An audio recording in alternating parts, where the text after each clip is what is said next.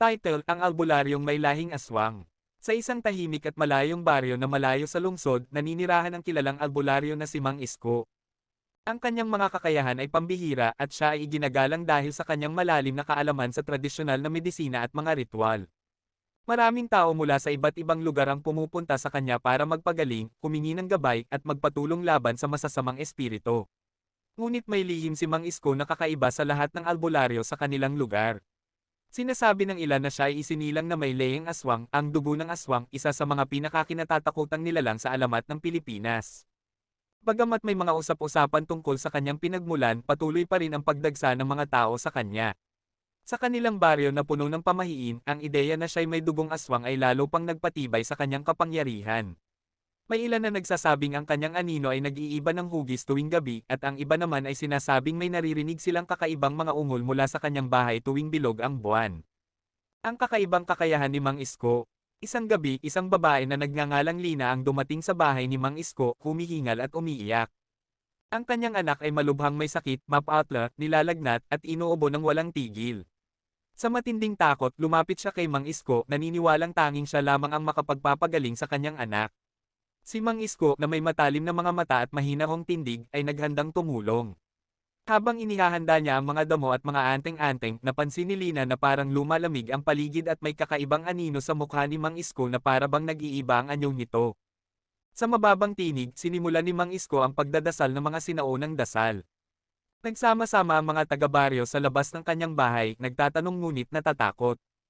Ang ilan ay nagdasal para hindi sila madamay sa anumang masamang espiritu na maaaring mapalabas ni Mang Isko.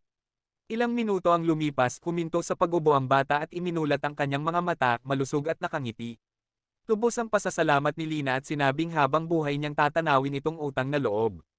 Ngunit habang palayo, may kakaibang damdamin si Lina na hindi maipaliwanag, tila may misteryo sa likod ng kakayahan ni Mang Isko.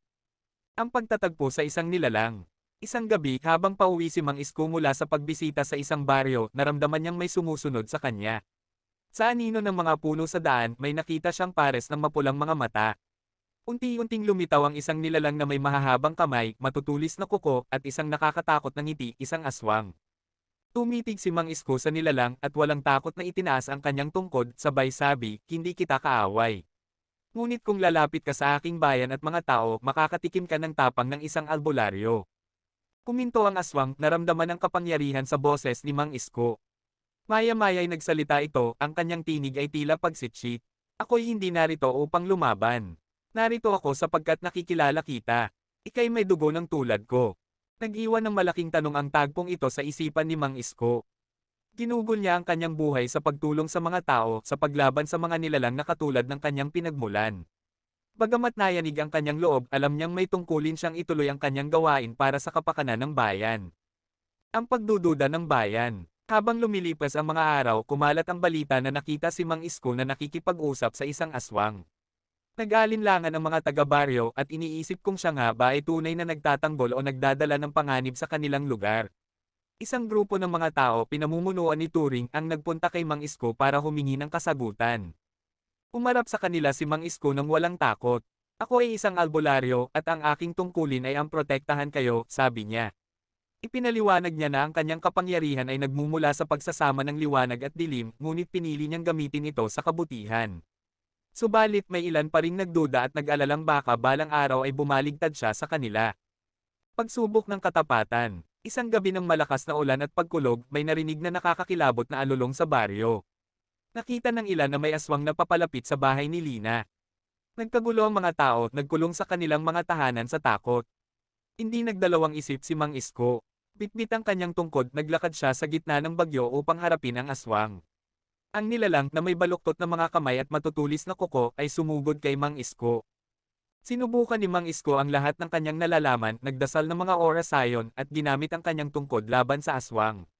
Matindi ang laban, at inubos ni Mang Isko ang lahat ng kanyang lakas upang maprotektahan ang bayan. Sa huli, naipalaiyas niya ang aswang ngunit siya ay labis na nanghina, isang paalala ng delikadong balanse sa pagitan ng kanyang kabutihan at ang dugo ng dilim na nasa kanya. Ang paggalang ng bayan. Pagkatapos ng gabing iyon, lalong tumibay ang respeto ng mga taga-baryo kay Mang Isko. Ipinakita niyang sa kabila ng dugo ng aswang sa kanyang ugat, pinili niyang protektahan sila. Mula noon patuloy na lumapit ang mga tao sa kanya para magpagaling at humingi ng gabay, tiwalang nasa panig niya ang kabutihan. Hanggang sa kanyang huling mga taon, naging alamat si Mang Isko sa baryo, simbolo ng lakas ng loob at sakripisyo. At bagamat may leyeng aswang siya, pinatunayan niyang ang kapalaran ay hindi nakatali sa pinagmulan kundi sa mga desisyong ginagawa sa buhay. Pangwakas na linya. Hanggang ngayon sinasabi ng ilan na ang espiritu ni Mang Isko ay nananatili, nagbabantay sa baryo, pinoprotektahan ito mula sa mga nagtatagong dilim. Sapagkat siya ang albularyo na laban sa lahat ng posibilidad, piniling tumindig laban sa sariling pinagmulan upang magdala ng liwanag at paggaling sa mga nangangailangan.